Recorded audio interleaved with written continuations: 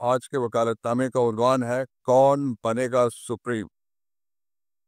عرض کیا ہے جب تک آپ آج کا وکالت نامہ پڑھنا مکمل کریں گے تب تک 27ویں آئینی ترمیم کی بلٹ ٹرین پارلیمنٹری پٹری کو بلڈوز کرتے ہوئے پارلیمنٹ کا سٹاپ کراس کر چکی ہوگی۔ ادھار کی سرکار کے عجائب خانے میں یہ بھی ایک ورلڈ ریکارڈ ہے۔ ریپبلک کہلانے والے ملک کے 25 کروڑ عوام کی تقدیر اور مستقبل کا فیصلہ اقلیتی پارٹیاں ادھاریہ سیٹوں پر کریں گی۔ مثال کے طور پہ پاکستان پیپلز پارٹی کو جنرل الیکشن کے دوران کے پی صوبے میں صرف ایک سیٹ ملی تھی، لیکن آج اسی صوبے میں اس کے پاس 8 درجن سے زیادہ سیٹیں موجود ہیں۔ اسے آپ سیٹوں کی شہباز سپیڈ کہہ لیں یا مرد سکندر کی جادوگری۔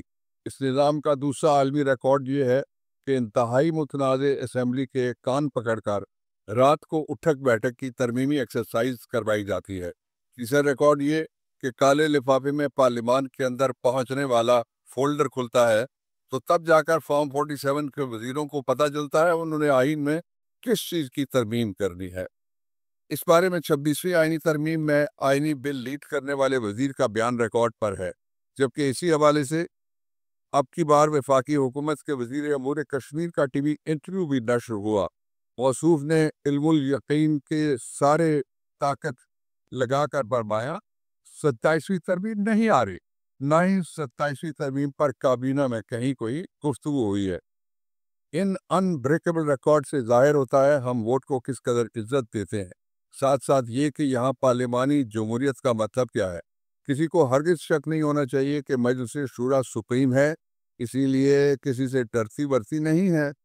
کسی زمانے میں ووٹ کو عزت دینے والوں کا نعرہ تھا پارلیمنٹ سب سے سپریم ہے۔ اب شہباز شریف کا تاریخی کردار سرکاری ڈاکیے والا رہ گیا ہے، جسے پارلیمانی زبان میں ڈسپیچ رائڈر کہتے ہیں۔ کالا لفافہ پارلیمنٹ تک پہنچانا، راستے میں کھولنے کی ہمت مت کرنا اور بس۔ آئین قوم کے اتحاد کی شہرگ ہے۔ اس روز روشن جیسی حقیقت سے کون انکار کر سکتا ہے کہ پاکستان میں ہر طرح کے معاملات پر مختلف گروہوں کی اپنی اپنی رائے اور اختلافی موقف ہے، لیکن 1973 کے آئین پر قوم 100% متفق ہے، اور اس رائے کے اتفاق کو چند لوگوں کی خوشنودی کے لیے توڑنا فیڈریشن کی بنیاد اور اساس پر حملہ نہیں تو اور کیا ہے۔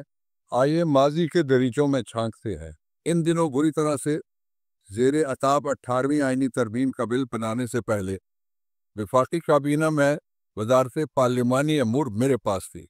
ہم نے مشورہ کیا چونکہ 1973 کا دستور متفقہ ہے، اس لیے اس میں لائی جانے والی 18ویں ترمیم بھی متفقہ ہونی چاہیے، جس کے نتیجے میں پرائم منسٹر ہاؤس میں آل پارٹیز کانفرنس بلائی گئی۔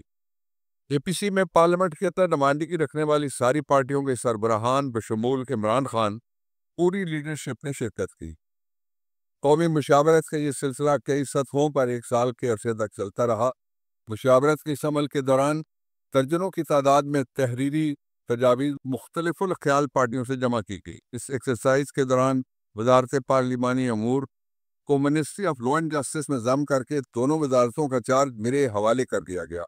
چنانچہ میرے سمیت 5 وفاقی وزرائے قانون فاروق ایچ نائک، ڈاکٹر خالد رانجھا، ایس ایم ظفر مرحوم اور وسیم سجاد، تمام پارٹیوں کے پارلیمانی لیڈرز اور دوسرے سینئر وکلاء سمیت 9 مہینے کی بھرپور اور شدید بحث و تمیز کے بعد آئینی ترمیم کا بل 2010 میں متفقہ طور پر منظور کیا گیا۔ یہاں ایک تاریخی حقیقت کہنا قارئین وکالت نامہ کی دلچسپی کا باعث ہوگا، یہ کہ 1972 کے عبوری دستور پر پارلیمنٹ میں موجود سب پارٹیوں اور گروہوں نے دستخط کیے، لیکن 12 اپریل 1973 کے روز لاگو کیے گئے آئین پاکستان کے مسودے اور بل پر 3 ارکان اسمبلی نے دستخط کرنے سے انکار کیا تھا۔ ان میں بلوچستان کی ایک خاتون ممبر، ایک بلوچ قوم پرست رہنما اور پنجاب پی بی پی کا ایک منحرف رکن اسمبلی شامل تھے۔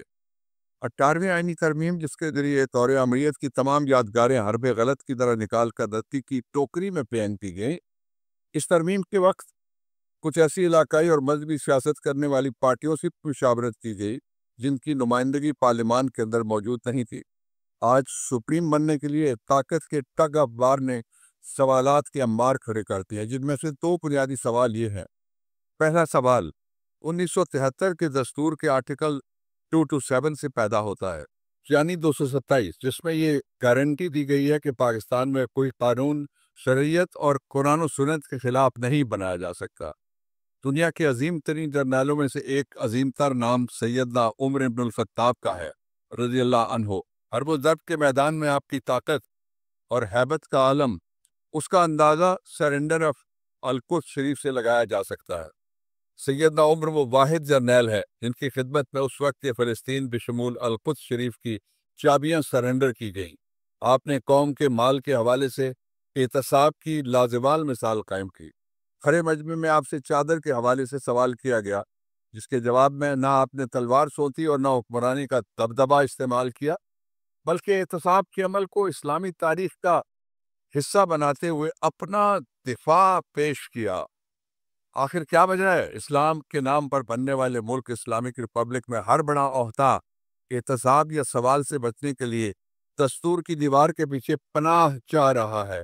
شہباز شریف نے ہزاروں میل دور بیٹھ کر گزشتہ ہفتے کے دن کابینہ کے اس اجلاس کی صدارت کی جس میں ملک کے بڑے عہدوں کو استثناء دینے کا متفقہ فیصلہ کیا گیا۔ شہر اقتدار کے ثقہ راوی بتاتے ہیں کہ شہباز شریف کی پاکستان واپسی پر یہ کہہ کر انہیں لاجواب کر دیا گیا کہ استثناء والی اس ترمیم کے ذریعے سے کیا سابق وزیر اعظم عمران خان کو فائدہ پہنچے گا کہ نہیں؟ پھر جواب کی صورت میں شہباز شریف کی ٹویٹ آئے گی۔